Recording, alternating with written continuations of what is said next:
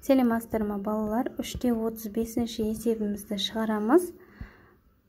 Бұл жерде жылдамдық берілген, барлығында 80 км сағатында. Енді міне жерде жол мен уақытты берілген. Бұл жерде жолды немесе уақытты табуымыз керек. Бір деп қояйын. Яғни міне жерде бірінші кестеде біз жолды табуымыз керек. Яғни уақытты 15 минут деп аламыз. Уақыт 15 минут. Жол жылдамдығымыз 80 минут. 80 км сағатына. Бізге табу керек есті. Барлығын осылай шығарасыздар. Енді мына жерде 15 минутымызды сағатқа айналдыру үшін 15-ті бөлеміз 60-қа. Сонда 1 бөлінген 4 болады. Яғни 1 бөлінген 4. 1 бөлінген 4 сағат. Яғни ес тең болады. 1 бөлінген 4 көбейтілген 80. Яғни 20 километр. Яғни бұл жерге 20 километрді жазасыздар. Барлығын осылай жазып есептейсіздер. Мен қысқаша есептеп кете берейін. Яғни енді бұл жерде де тура сондай 30-ды бөлеміз 60-ға. Яғни 1 бөлінген 2 болады. Яғни ес тең болады. 1 бөлінген 2 көбейтілген 80. Яғни 40. 40-ты жазасыздар екінші кестеде. Үшінші. Бізге керісінше уақытты табу керек. Уақытты таусақ, жолға жылдамдықты бөлеміз. Жолымыз 80. Жылдамдығымыз да 80. Километр мен километр қысқарады, сағат қалады. 1 сағат. Яғни мына жерге 1 сағатты жазасыздар.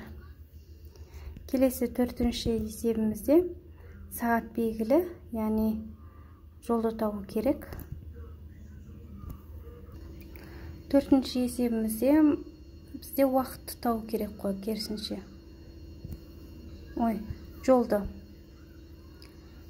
Жолды табу керек, яғни ол үшін уақытқа жылдамдықты көбейтеміз. Жолымыз 80 км сағатына көбейтеміз. Уақытымыз 80 минут болады. Километр сағат көбейтілген 80 минутымыз. 80 минутты 80-ді бөлеміз 60-қа. Яғни қысқартатын болсақ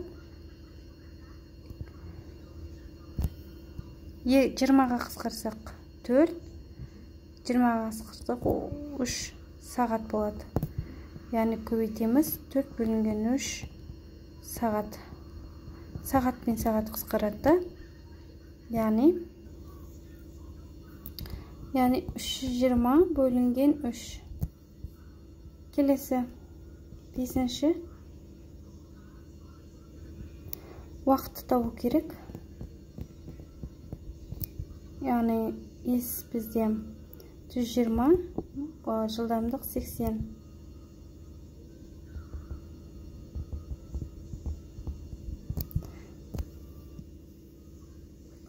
Яғни 1,5 сағат болады. 1,5 сағатымыз 90 минутқа тең болады. Ол 90 минутымыз 1 сағат 30 минут болады. Жақшаның ішіне 1 сағат 30 минут. Келесі 6-шы соңғы есебімізде, яғни жолды табу керек. Уақытымыз 2, жылдамдығымыз 80. 160 километр. Яғни 160 километр жазасыздар.